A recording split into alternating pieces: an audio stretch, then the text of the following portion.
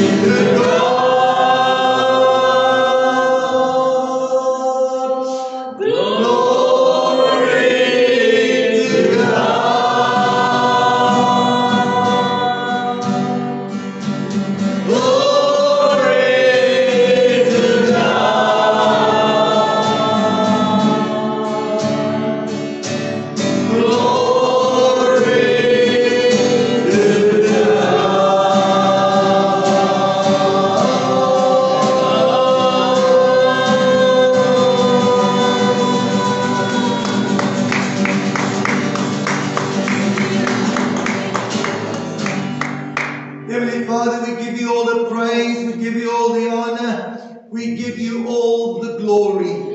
We thank you for your presence, we thank you for your power. We don't leave the way we came in Jesus' name. Bound, oppressed, tormented, sick or lame, because the Holy Ghost of Acts is still the same. We don't leave the way we came in Jesus' name. Lead us by your Spirit in this service, Father, let your will be done in each one of our lives. In Jesus' name we pray. Amen. Amen. Be seated.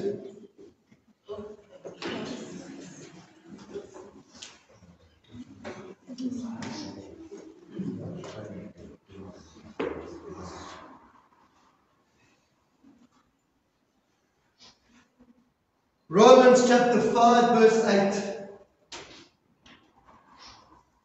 We're dealing with our series on hope. And this morning we're dealing with a sacrificial, loving hope. A sacrificial, loving hope. And I trust after this morning's message you'll never see a sinner the same way again. Romans chapter 5 verse 8.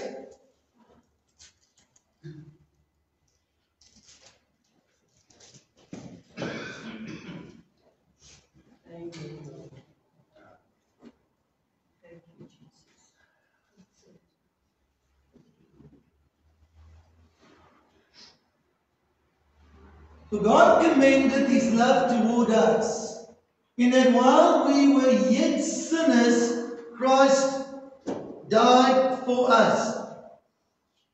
Now, I don't know how you see sinners. We see sinners by their behavior. We see the way they speak. We see the way they act. We see the way they treat us. Then we say to ourselves, you're a sinner, man. You deserve to go to hell, man. Listen. We need to see sinners from God's perspective. Yes, amen. I don't know if you see this, but every sinner is a potential child of God. Thank God that someone saw me not just as a sinner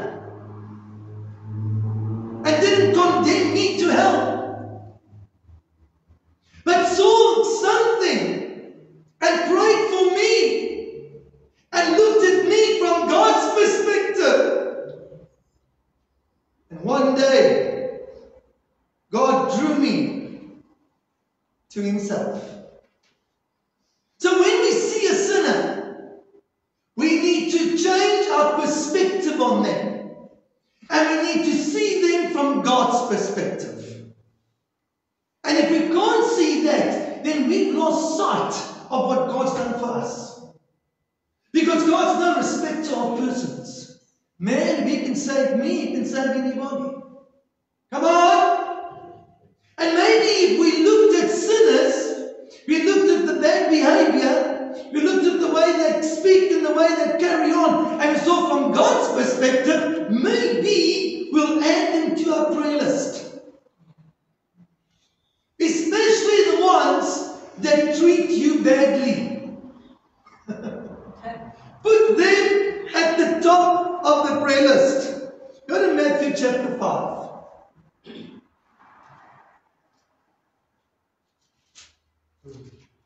There's hope for every sinner. And just in case you think you know how special, we are sinners saved by grace. Amen? Matthew chapter 5. Jesus is teaching.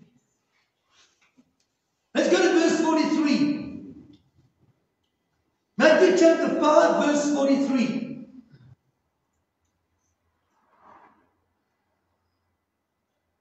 You've heard that it has been said that you shall love your neighbor and hate your enemy. Love your neighbor and hate your enemy. There's something about about the flesh that likes this verse. Yeah. I love my neighbor, but I'm not sure I'm with my enemy. Who's my enemy? The one that treats me badly. The one that abuses me. The one that uses me. The one that criticizes me. The one that mocks me. The one that makes my life a living hell. Well, let's continue reading. Look at verse 44. I say unto you, love your enemies. Bless them that curse you. Do good to them that hate you. And pray for them which despitefully use you and persecute you.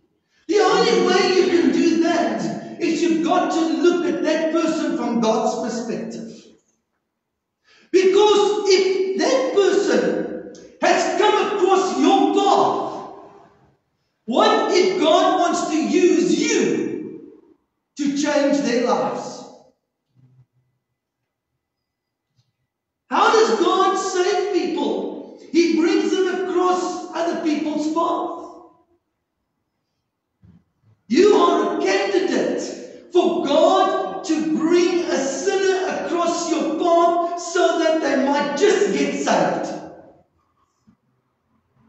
But it's got a lot to do with your attitude. It's got a lot to do with how you respond and how you behave. So look what it says. It says, love your enemies. Bless them that curse you. Wow. Do good to them that hate you. When largely take your enemy for lunch. Do good to them that hate you. And pray for them which despitefully use you and persecute you. Verse 45. As you read verse 45, anybody here who's a child of God?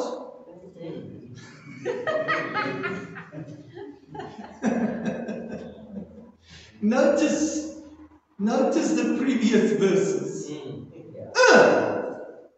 That's what makes a child of God. A child of God is a person who's accepted Christ and then starts loving their enemies.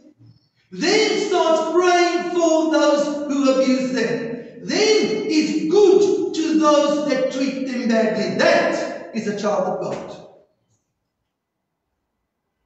Look what it says.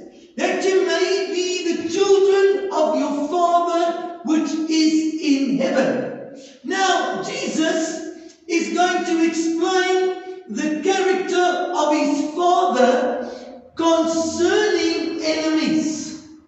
Watch.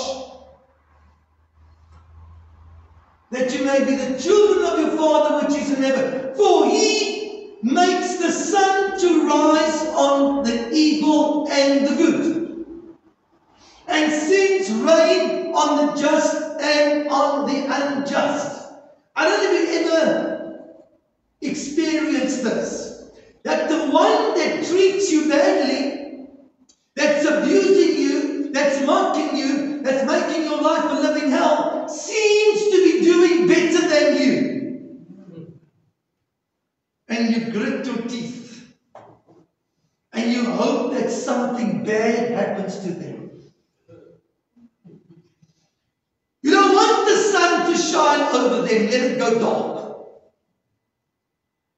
And the rain doesn't fall on their crops because you don't want them to have a harvest. Let it go tough on them. And then we say, it serves you right, man. You treat me badly.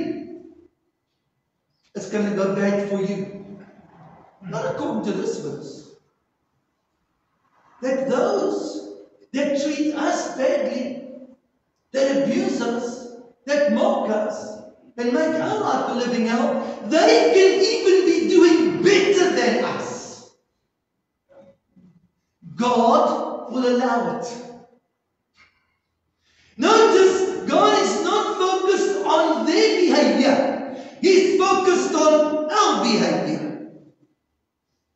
Why? Because we are saved. Because we are children of God. Because we've got the Holy Spirit living inside of us. Because we are capable of better behavior. Yeah. One thing to preach it, it's something else to live it. Now, I go down to verse 46.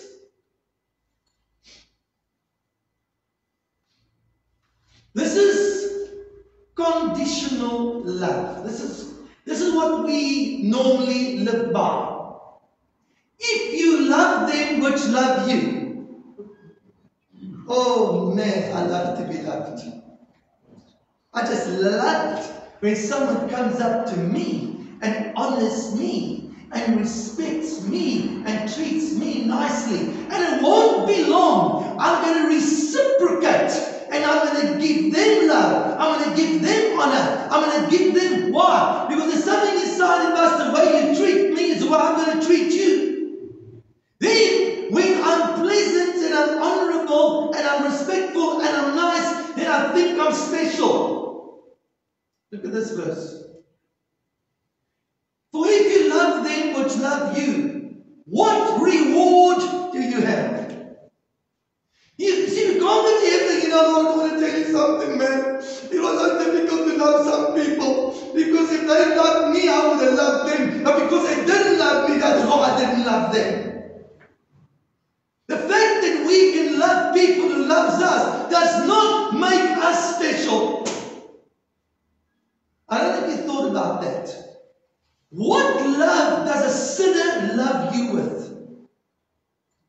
They don't have the agape love of God.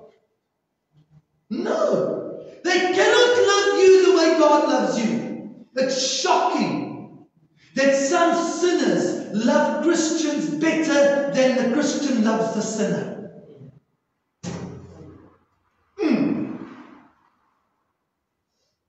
If you love them which love you, what reward do you have? Don't expect the windows of heaven to open over your life and God just poured out blessing because you love those who love you. Do not even the publicans the same. You know the publicans were? The sinners. Verse 47. If you salute your brethren, that means greet.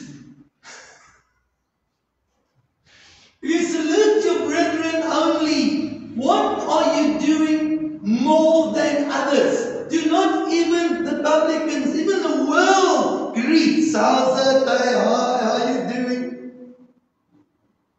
If the world is greeting one another, what this verse is saying, you need to greet your enemy. You need to say hi to the one. Have you ever, like, you're on your way to work and you hope that the person who's abusing you doesn't come to work on that day? Like, just stay home. Just, I don't want to see your face. That's not the love of God. The love of God says, whoa, I can't wait to see my abuser. I can't wait to see the one that hates me. Because I'm going to show them the love of God. I'm just going to go and greet them. How's it?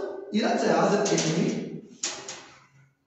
That doesn't work. You know they're your enemy. You know they're mistreating you. But you're going to show them the love of God. You see, church, if you and I do not show the love of God to the world, how does the world ever see the love of God? Think about that. I don't want to get to heaven and know that there were those that crossed my path and they ended up in hell and I never showed them the love of God. I need to have a clear conscience. I need to make sure that irrespective, unconditionally, no matter how I'm treated, I'm going to demonstrate the awesome love of God.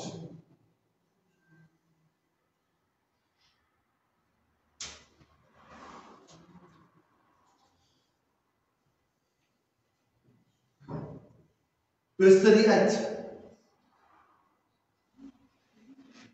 Verse 38.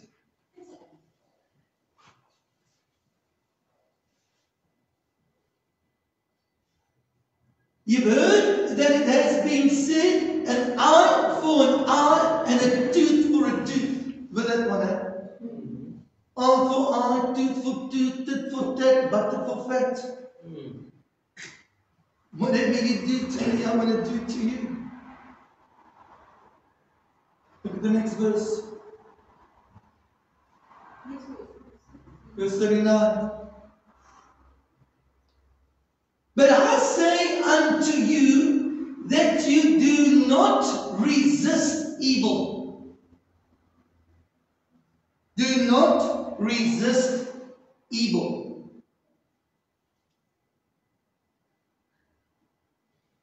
That word resist is the word anthistemi, oppose, stand against.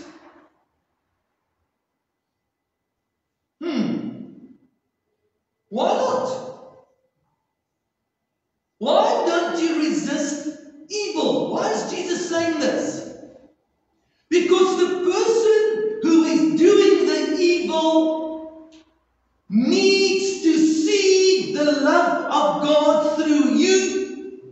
That God can use the way you treat them to begin to convict them so that ultimately they can get saved. Because if you resist the evil, if every Christian is now resisting the person who's treating them badly, the abuser, the mocker, you name it, how does that person experience the love of God? This is what we need to see. That the person who is not a Christian is on their way to hell. You and I are on our way to heaven. Oh man, how blessed are we? Do we even sense this? Do we even witness this? That the person in our lives who's treating us badly, who's disrespecting us and dishonoring us, is on their way to hell. I don't know about you, but I know enough in the Bible about hell that I never want anybody to go there. This is the love of God. The love of God says, tolerate abuse. Embrace it. Accept it. Shower it with God's love. Because you give hope to that person that they don't have to end up in hell. Show them the love of God, that they will also come to their senses and accept Christ.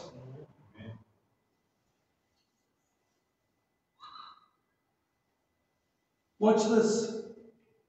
Do not resist evil, but whoever will smite you on the right cheek, turn to him the other also. This is tough. Man. This is tough.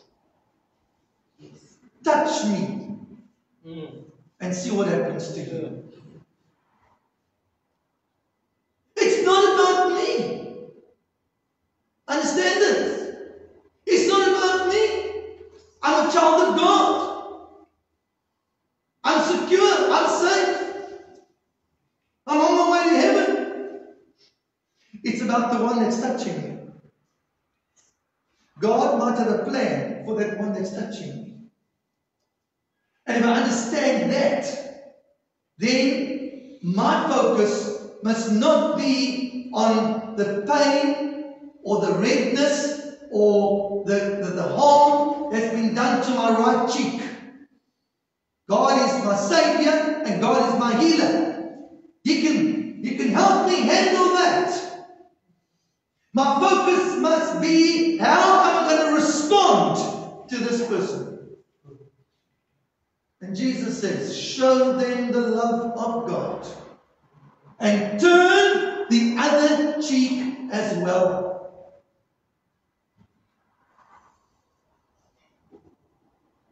Verse 14.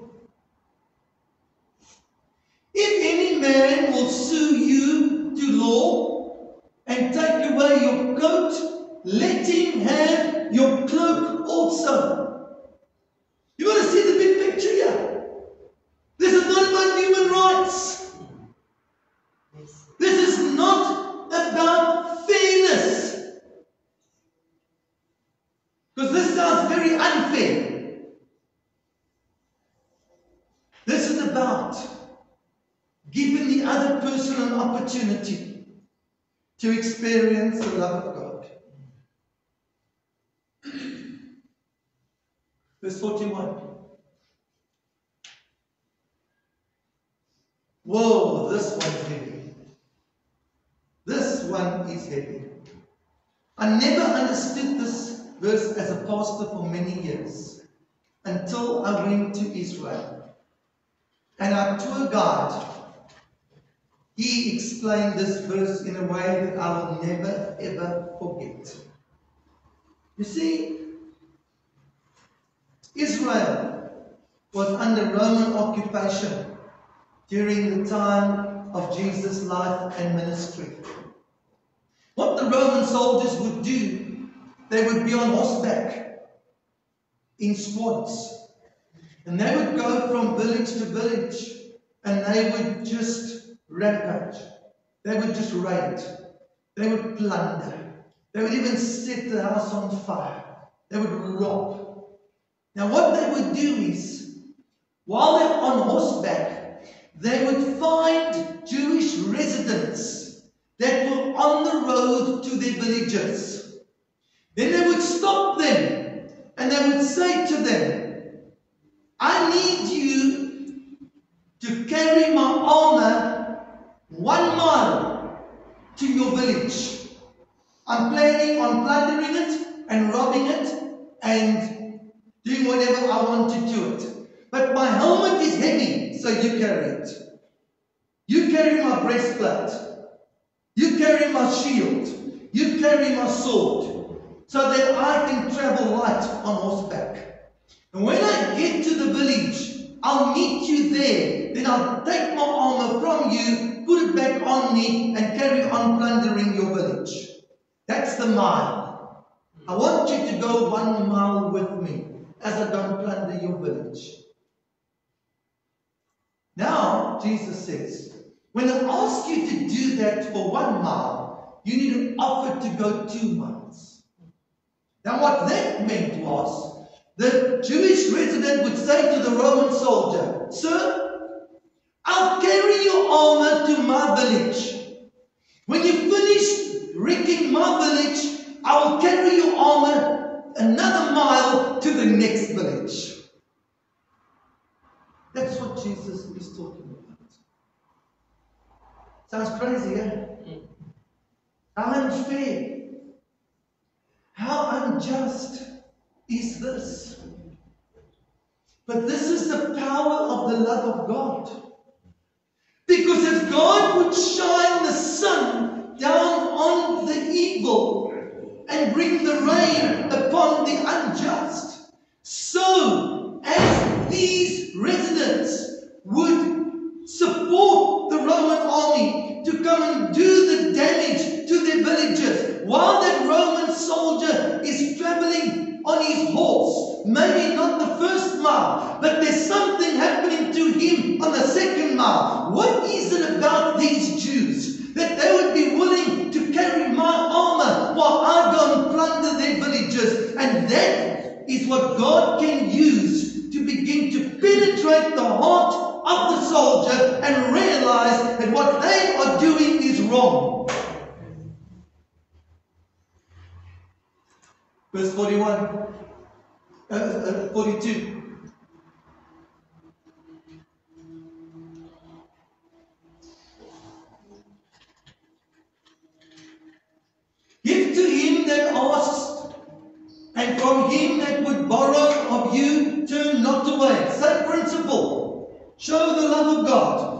Verse 43.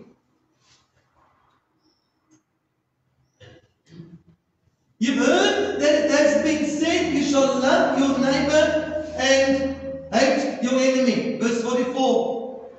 But I say to you, love your enemy, bless them that curse you, do good to them that hate you, pray for them which despitefully use you and persecute you.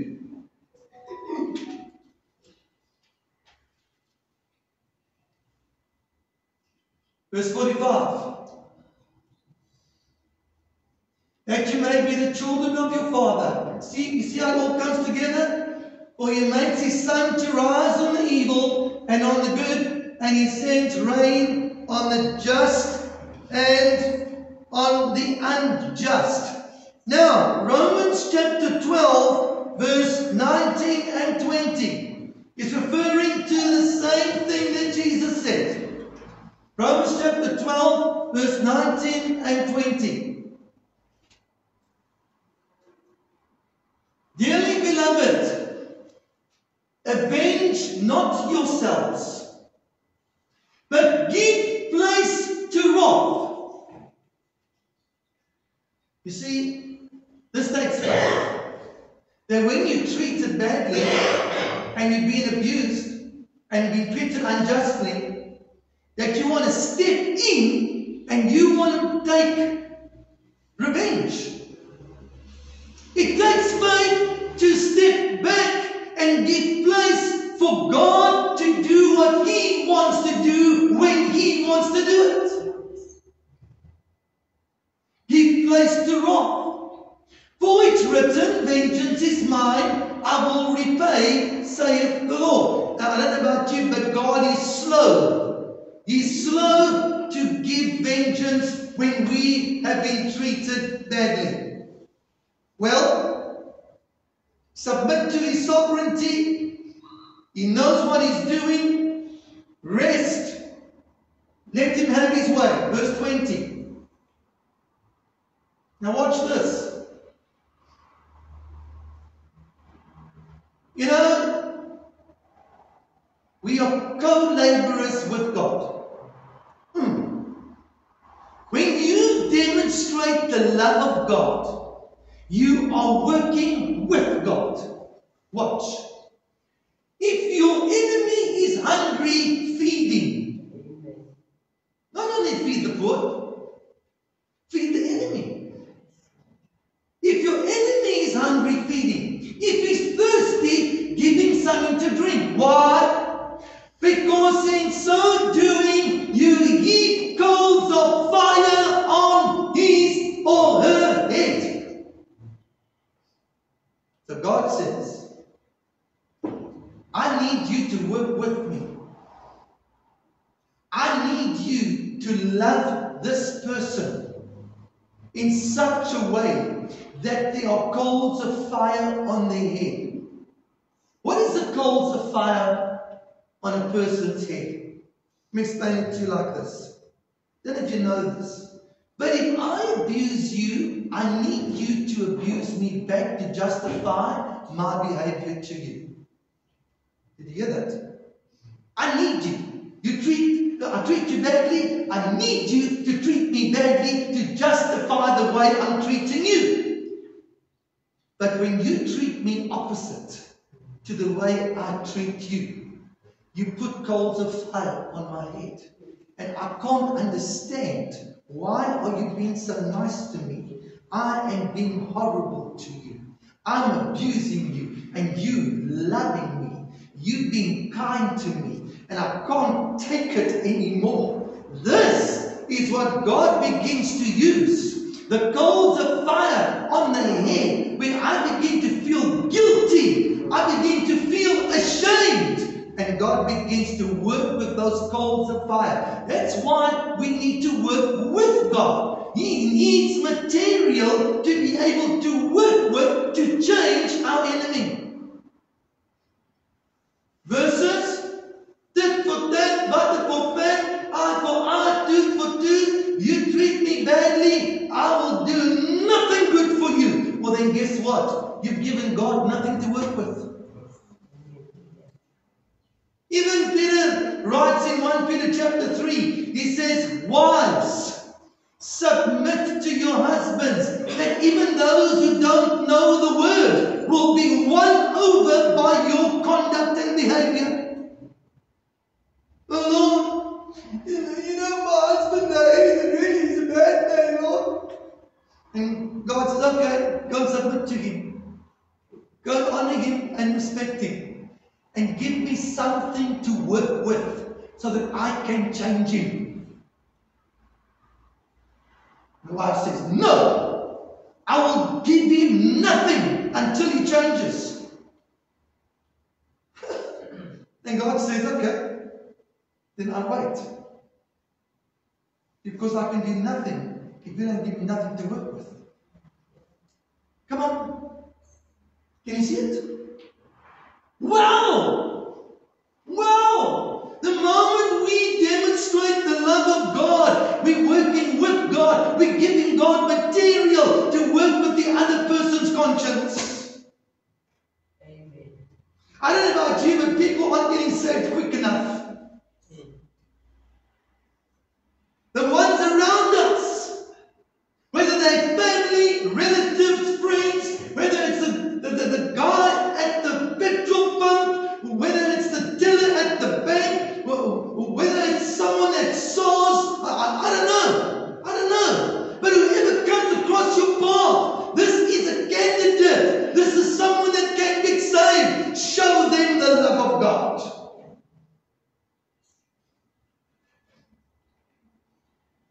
Peter chapter 2 verse 17, coming to a close. 1 Peter chapter 2 verse 17.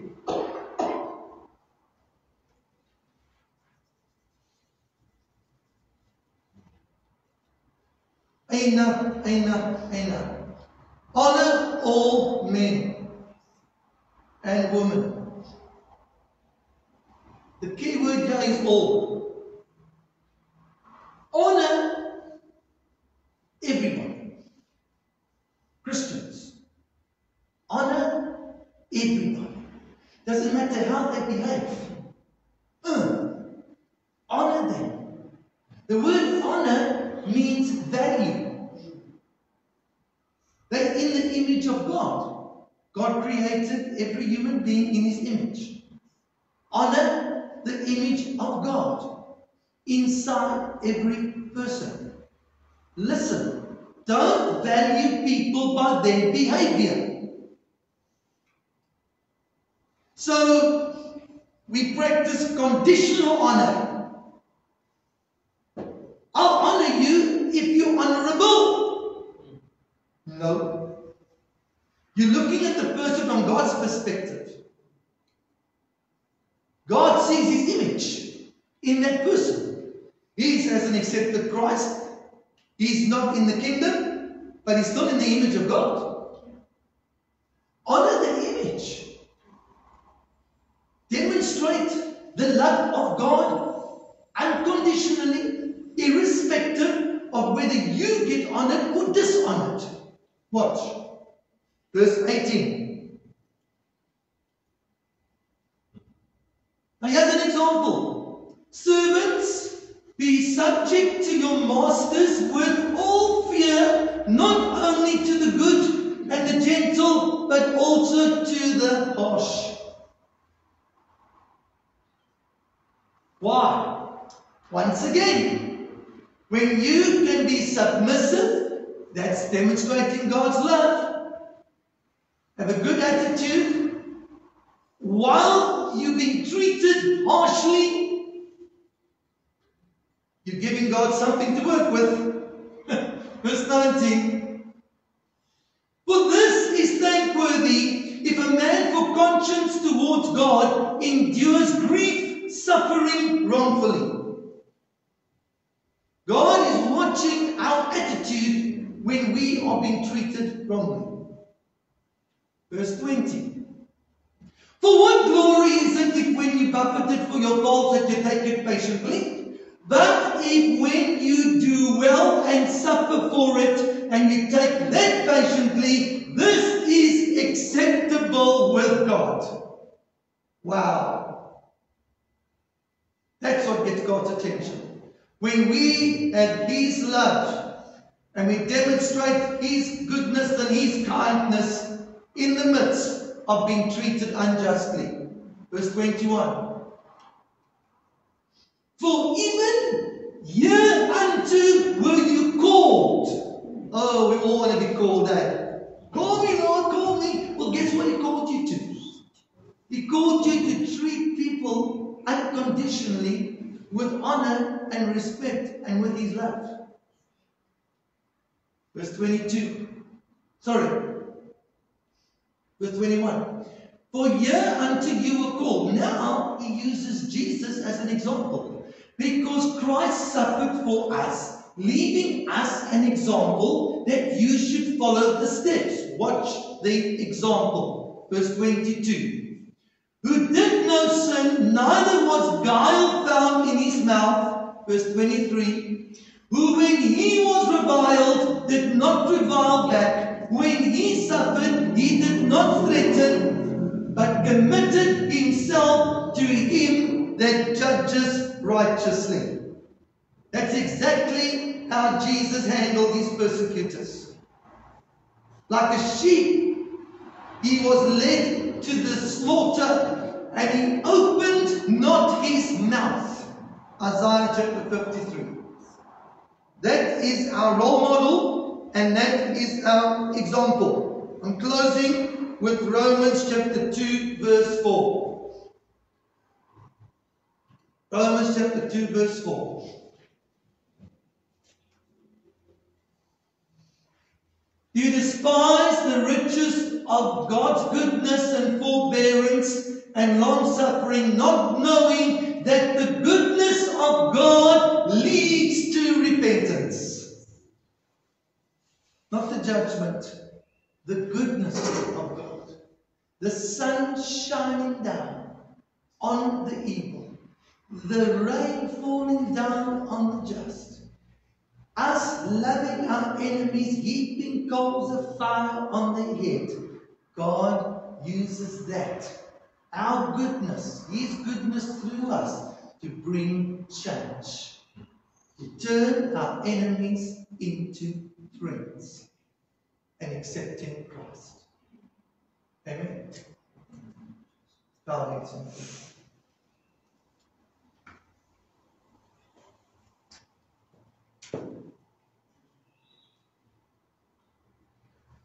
Examine your heart. Are you at peace with all men, irrespective of how they treat you?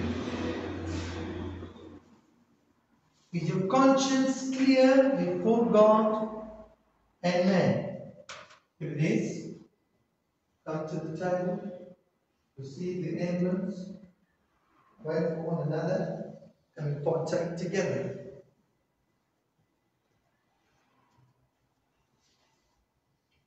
And as we worship.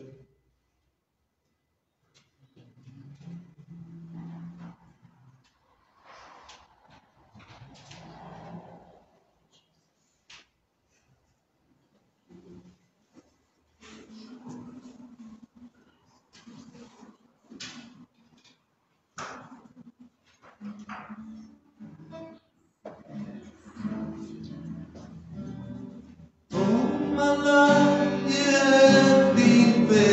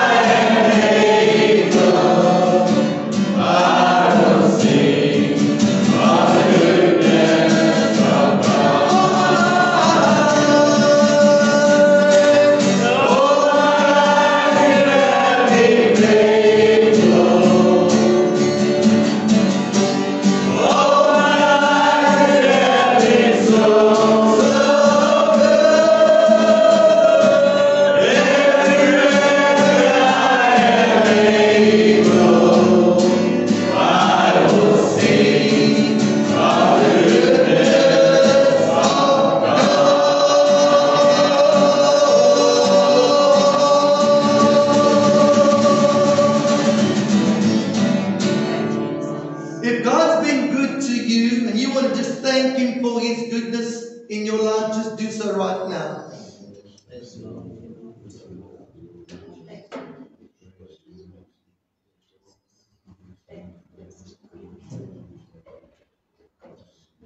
Thank you, Lord. Where would I be without you? You know, can I just give you a little testimony? You know, I've got a granddaughter I've been asking you people to pray for who's suffers from depression and she's got a mouth on her because she's unstable. So this, and I've got a daughter who's just gone through a very tough time with operations and illnesses, and she lost her job and everything, blah, blah, blah, and she went to stay with her granddaughter.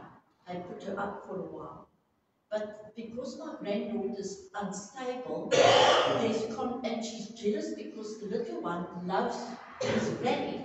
So because she's unstable, she's got this bit of jealousy that the little one loves granny. But he loves her because he feels safe with her. But anyway, so this week there was a blowout and they threw my daughter out of the house there with the two dogs. Where do I go? I live in a flat. I cannot go anywhere with two dogs. But anyway, that's a long story. The main thing is that God made a way. But I was so angry with my granddaughter. So I said to my daughter, that's it. We've had it with her, we've finished with her, she can just go to her. And we cut her out. She carries on with us all the time. She's got no respect for us. She's got no manners. She's just an uncouth little girl. And that's it. That's it. And you know, this morning, but it's worrying me because I'm a Christian. I can't say these things. I can't. Would Jesus do that? So this morning I get up. So I said to myself, Jesse, would Jesus do like that?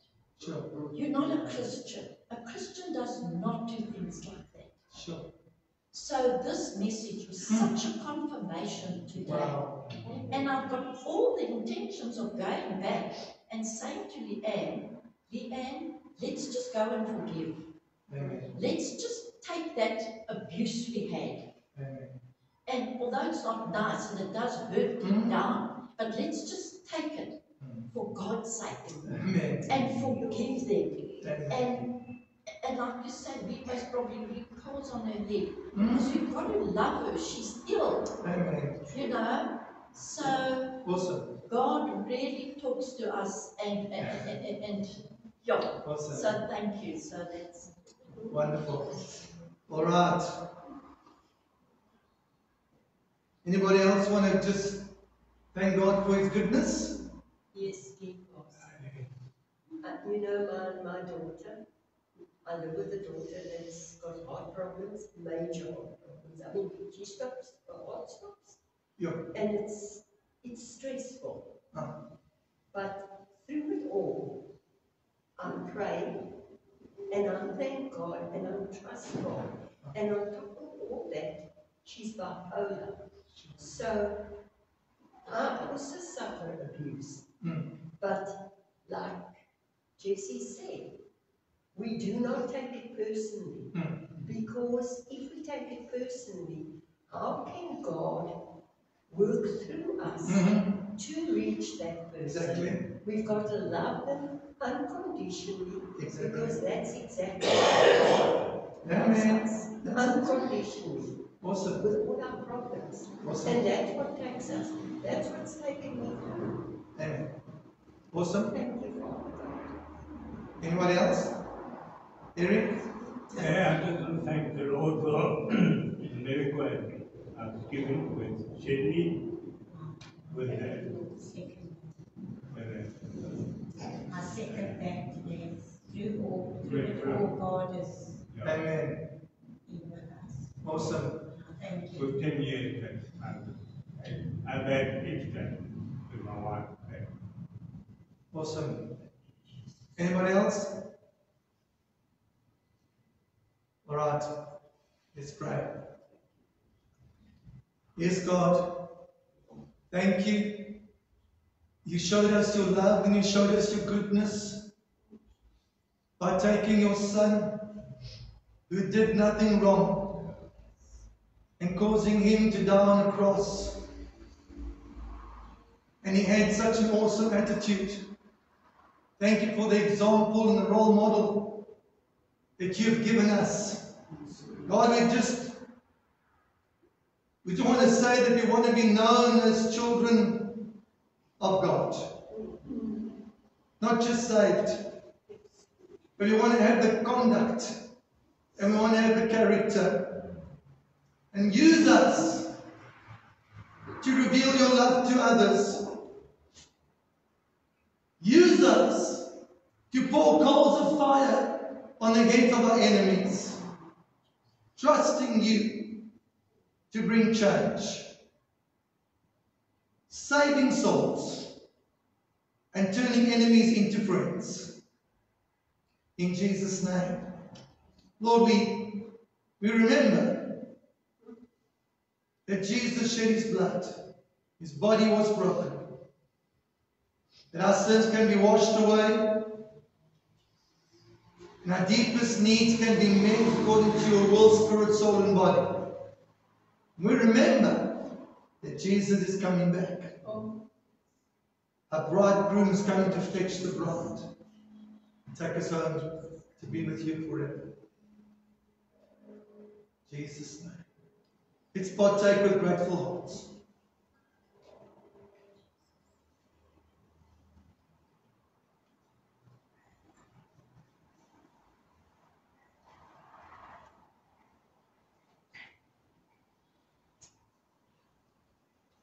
Now when we say who we praying for, include your enemy. Include your enemy. Include the one who's been dishonorable and disrespectful and abusive. So, Pete, pray for Hetty. I know Hetty's not your enemy. Pray for Hetty. Pray for Pastor Benny, Ingrid, and Carmelita, Ashley. How's Mom doing, Shirley? Good. Pray for Jeanette Miller. Pray for Sonia Williams. Pray for Mo. Pray for TJ. Pray for Angela. Pray for Michelle. Yes. Pray for Ida. She's still recovering. She's out of hospital, but she's still recovering. Pray for Mark's mother. Pray for Ty's grandparents, Peter and Bev. Continue praying for Rudolph and Sarah. Continue praying for my darling wife. Continue praying for who else? A young guy called Timothy. Timothy. Pastor, I'll tell He's the guy that, he's 21 years old, and he was suicidal. He wanted to commit suicide. His whole family, it's a long story, but I've been counseling, ministering him, and that's gone.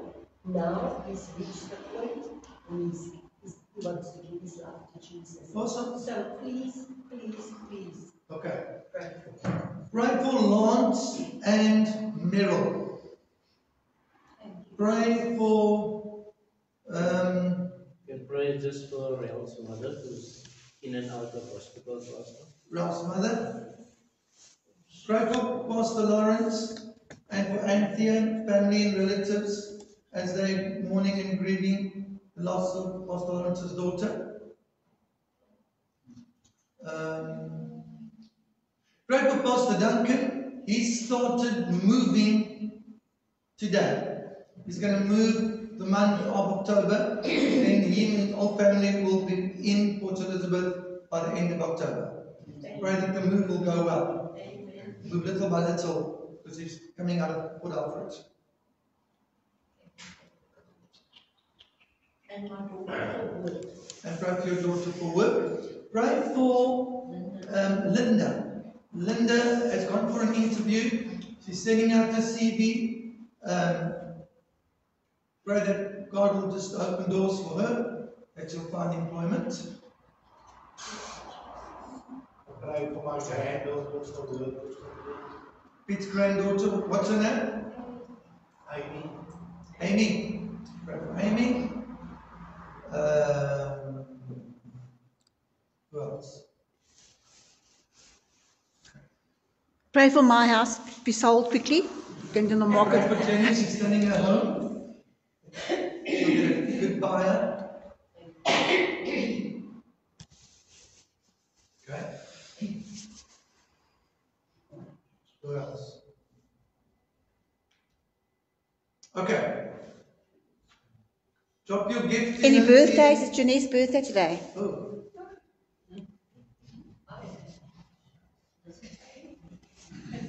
Jeanette Roos, it's her birthday today. Okay. My goodness. How old are you today? 100. Nearly 80. So you are incredibly young on the inside. I'm 40, right? 40, nearly 44 years old. 44 years old in the spirit. Happy birthday to you. To Jesus be true. May God return blessings now and upon you.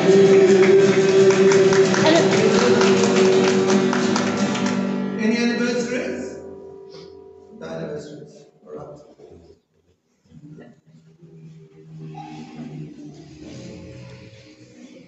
No, I'm not nearly 84, so that